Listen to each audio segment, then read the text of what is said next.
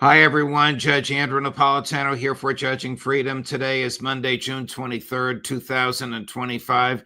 Alastair Crooke will be here in just a moment on Trump and his judgments. But first, this. While the markets are giving us whiplash, have you seen the price of gold? It's soaring. In the past 12 months, gold has risen to more than $3,000 an ounce. I'm so glad I bought my gold. It's not too late for you to buy yours. The same experts that predicted gold at $3,200 an ounce now predict gold at $4,500 or more in the next year. What's driving the price higher? Paper currencies. All around the world, they are falling in value. Big money is in panic as falling currencies shrink the value of their paper wealth. That's why big banks and billionaires are buying gold in record amounts. As long as paper money keeps falling, they'll keep buying, and gold will keep rising. So do what I did. Call my friends at Lear Capital. You'll have a great conversation, and they'll send you very helpful information. Learn how you can store gold in your IRA tax and penalty free, or have it sent directly to your doorstep.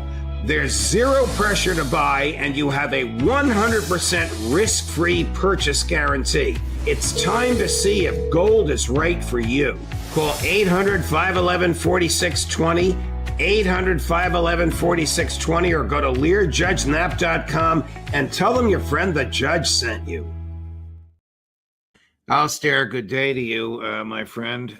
We did not have a chance to, or this is our first chance to chat after the Americans' attack on the nuclear facilities in Iran.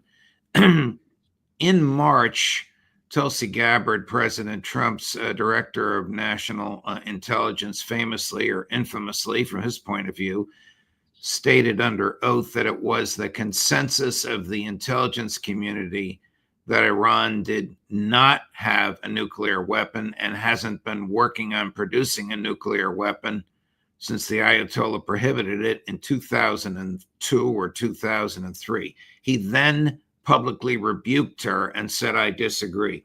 Do we know what he was basing his so-called disagreement on? Was it just something whispered to him on the phone by Prime Minister Netanyahu, or is there some entity out there providing Trump and Netanyahu with intelligence at odds with the professional intelligence community? Well, it's the latter. It was staged and it was managed and organized. The IAEA have been using this artificial intelligence program called Mosaic, which is a program that belongs to Palantir and was originally thought up and conceived in terms for targeting the intent for counter-terrorist and terrorist organizations. So it was used, if you like, it was used in Iraq and in Afghanistan. More significantly, a type of the Palantir have close connections with Israel and with Israeli intelligence. And also, it was very similar to the thing that we all know called Lavender, which was about targeting Palestinians who might have connections with Hamas. And the point was that they were collecting huge amounts of data for IEA, all sorts of data, social platform usage, movements, people's data, 400 million elements of data about people and events, and using that to plot not facts, but actually the supposition of intent. They projected supposition of intent onto all of this. And suddenly, so this is what happened. Suddenly we had, out of nowhere, everyone was asking, what's happened? 2 weeks ago we had nothing, and suddenly this week we're going to war with Iran. And what had happened was the Mosaic program had suggested there was a sudden buildup of, if you like, enriched material at Fordo and from another base called Turgazabad. And the program implied intent to it. And, these AI programs are very much at the whim of who constructs the algorithm.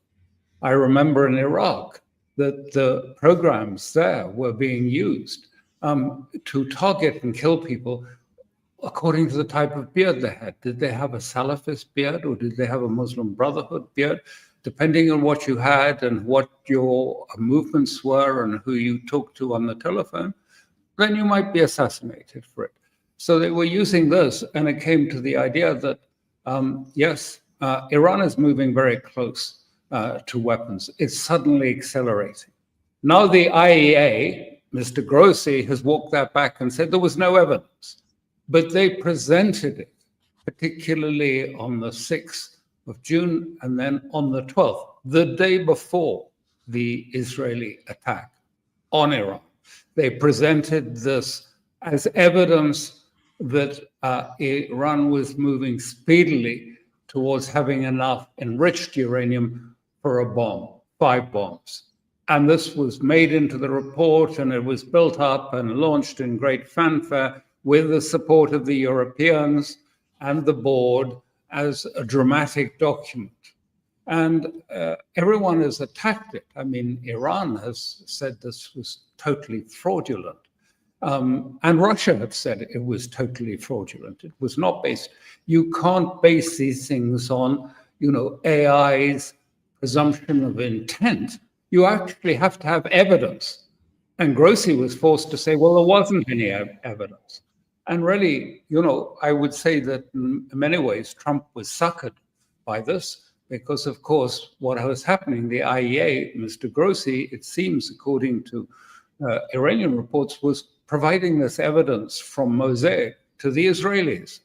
And Israelis were having input into all of this so that they could create the image, if you like, an AI image of Iran speeding towards bringing unverified amounts of uranium ready for enrichment and give the pretext for war. And I think Mr. Trump fell for this, and he also fell for the other narrative coming out of Israel at the time, that Iran could collapse, that the shock and awe of their attack on the 13th of June, Friday the 13th, would collapse. The state would seize up, the decapitation of the senior military. All of this would bring about such a shock that there would be paralysis, and it would be possible through the sabotage elements that they'd already introduced into Iran, and by the drone attacks and the bombing attacks, that they could create, if you like, something of a color revolution. And so in Israel and in the White House, there seemed to be the real expectation that, with the Israeli attack, actually, Iran could collapse and it would be like Syria. The shop was open and you could just walk in because, the whole thing stopped working, which it did do in Syria. What grave miscalculations was set aside. What grave miscalculations, Alastair, if they really thought that attacking these nuclear facilities would result in the people uprising against their own government. It's had the opposite effect, hasn't it? It's had exactly the opposite effect. There's a huge rallying around the government by the Iranian people. Not unexpectedly, but of course, political differences are forgotten, and people have come together in support of the government. They are very much in support of the government. But this narrative, which is preached in Washington as ardently in Israel, is, oh no, they're on the verge of collapse in Iran. The people hate the regime. They're ready to rise up against it, and that just one little decapitation of the leadership, if we could knock out the supreme leader, then the whole thing would collapse and we could install the Shah's son as the new leader and have a pro-Western government there as we did in the Shah's time. I mean, it's fantasy, but they believed it. And that's what's being fed to Trump. on two things. And it seems he's so limited his whom he listens to at the moment. I mean, I'm not in Washington. I don't know these things, but I'm told that Susie Wiles has sort of cut out everyone but Kurilla, Michael Kurilla, the commander of CENTCOM, who spends most of his time in Israel, as far as I can see, that him and Ratcliffe, the head of CIA, and others have kept away, including Tulsi Gabbard. But Gabbard's assessment of Iran, it was based on solid evidence. No, we can't just take an inference that there might be an intent. We have to know that something as strategic has changed to make that judgment. Well, this isn't what happened. So they've gone into a war on the basis of false pretenses. I mean, it's, there are shades of Colin Powell coming in with his tube and saying, this is it. Yes, Iran, just weeks away from a weapon, weeks away. We have to do something now to destroy it. And unfortunately, parts of Washington seem to have absorbed this and fallen for it. But it's as serious a crisis as it was with the Iraq War. Were the U.S. attacks on Saturday evening and Sunday morning of any military significance? I mean, Ritter has said that his sources have told him that the nuclear material was moved out and the entrances to these facilities were blocked up with such an enormous amount of material that the bombs could do only minimal damage. No, that's right. That's right. And it looks, we have to piece it together. But I strongly suspect that this was Trump doing the same exercise that he did in Yemen. In other words, he sent messages to the Iranians, look, we are going to attack on these targets. But if you don't respond, then it'll be a once and done, and there won't be any more attacks. And so you just have to be quiet. And that would explain a lot of things. One was that, the attacks were not particularly intense. It's not even certain that they were using those, if you like, GBU 57 ordnance, certainly in Fardo. And in other cases, it seems to have been they were using tomahawks from 3 submarines or off the Gulf. But they have not done damage except superficial damage. All the experts and people like Will Shriver and others who follow this precisely all accept that, in fact, the program is pretty well intact.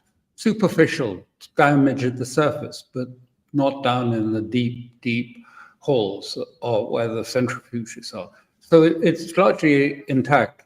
And I think what was being thought of at this time was it was being planned that this could be the beginning of a sort of ceasefire in the mind of the White House, that it was going to be possible then, to say to Iran, okay, we've done it, we've done this once and done, now you stop attacking Israel.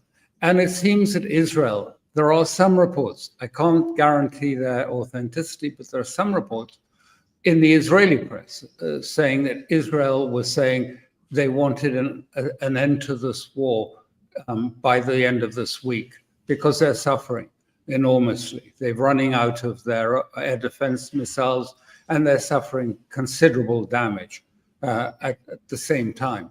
I don't know if it's true, but it's very plausible that this was the idea, and the idea that it would go back and there would be a ceasefire, except, actually that whole idea of a ceasefire has become toxic because of what happened in Ukraine. Everyone understands that ceasefires now spell out attritional trap, attritional cage. They put people in this, and then Israel will go on attacking Iran, and say, oh, well, we must have the right to attack whenever we want, so we'll have a ceasefire, but we'll go on attacking. This is exactly what's happening in Lebanon with Hezbollah. that Israel assumes the right to attack whenever it chooses, in every way, whenever it chooses, and it's called a ceasefire, monitored by the United States.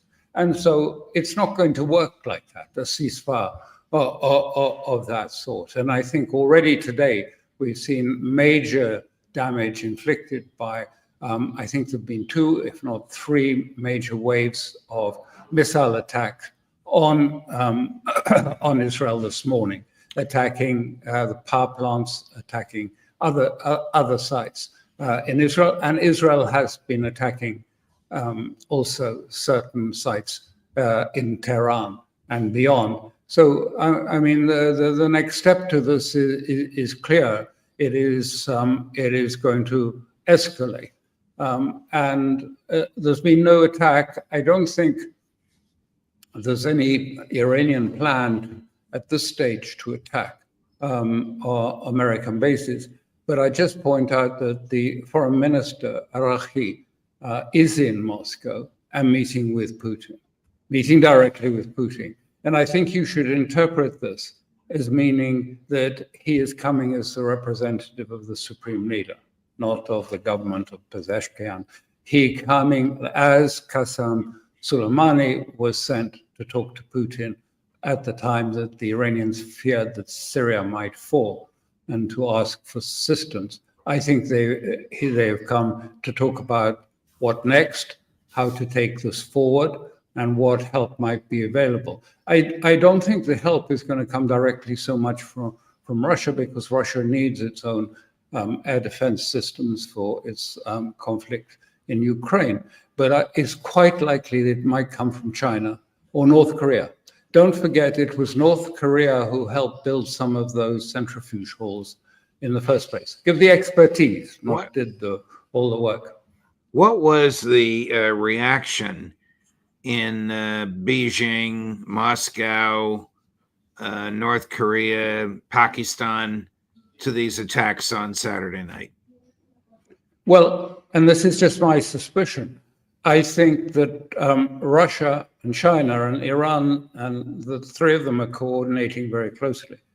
I think when it was learned, or perhaps they passed the message, that indeed America was about to attack these 3 bases, nuclear enrichment sites in Iran, that when that was passed, I think the message probably came from Russia to say, let them do it.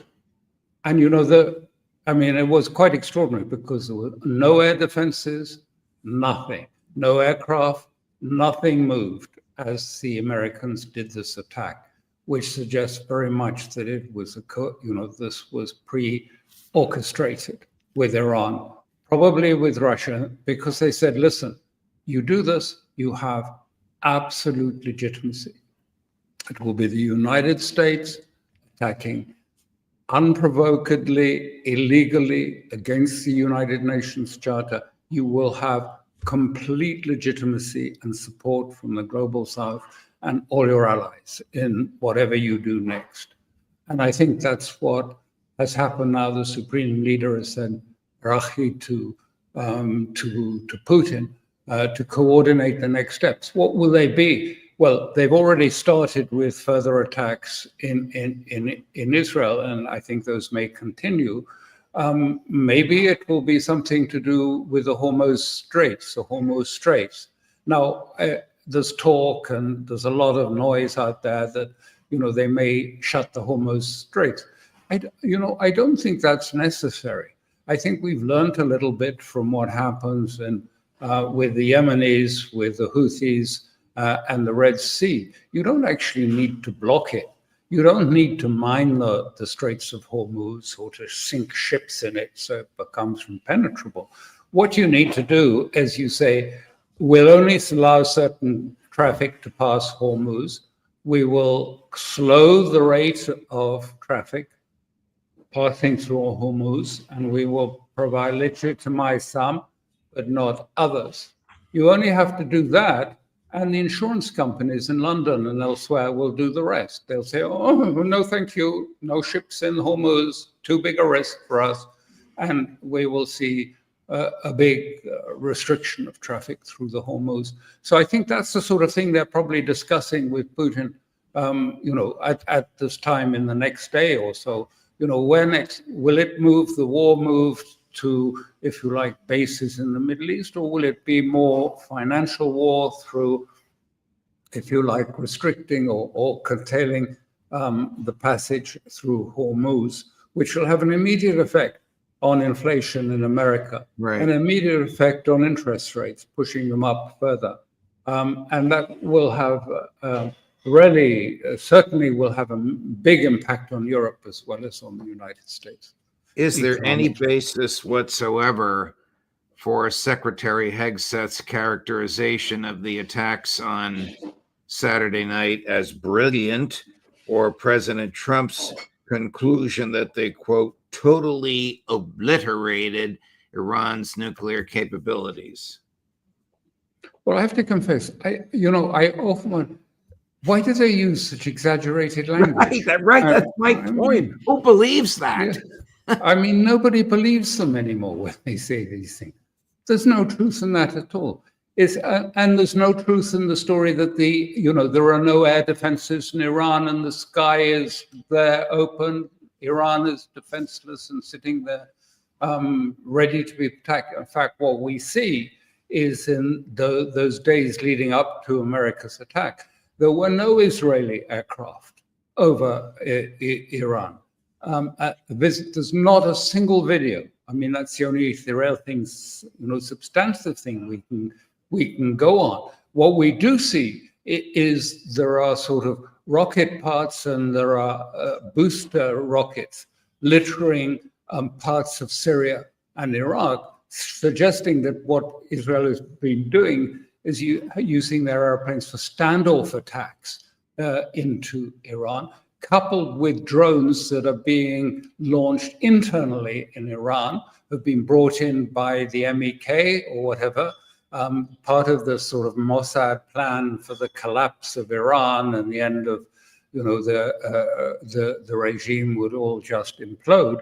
And some of those are being used internally. Some of them are being sent from the Israeli base in Azerbaijan from the north and from into the east, from the Caspian area.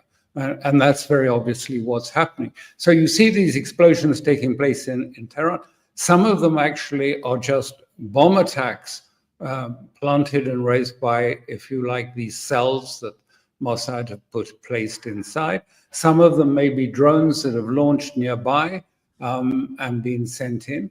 This is part of this new war. I've been saying for some time, the whole of the West has moved to this new war, which is so worrying for Russia and China and everyone, because this is obviously a plan. It's the same plan as the spider's web we saw in Russia.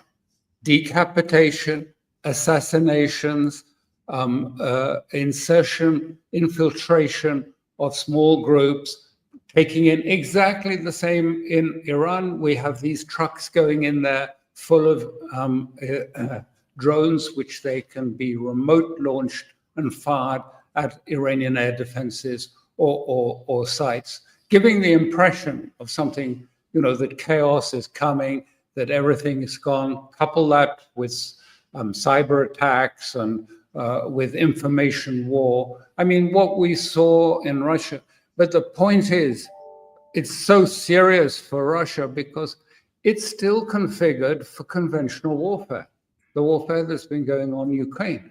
What are we going to do now? We've got to check for all these containers that are coming in case they're full of drones. Right. Or we're going to have to look for electronic warfare mechanisms inserted into the country.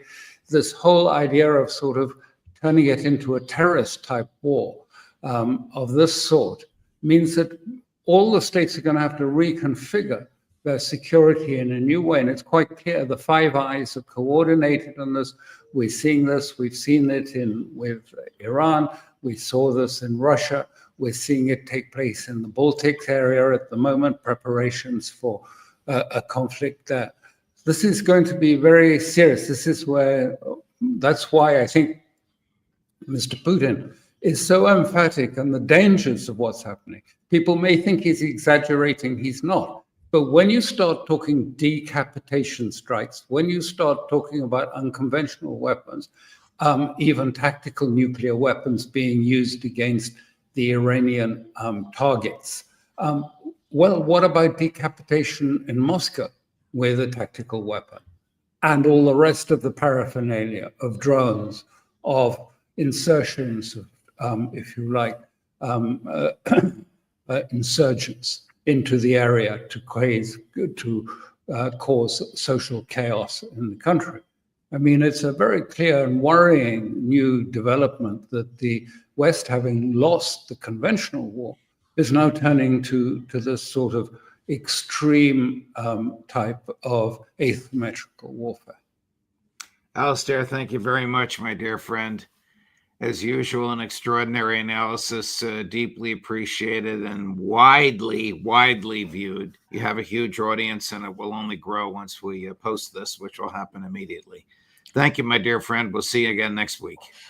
Always a pleasure, Judge. My pleasure. Thank you. And coming up later today at 10 this morning, Ray McGovern. At 11:30 this morning, Larry Johnson. At 4 this afternoon, Scott Ritter. At 4:30 from Moscow, Pepe Escobar. Judge Napolitano for Judging Freedom.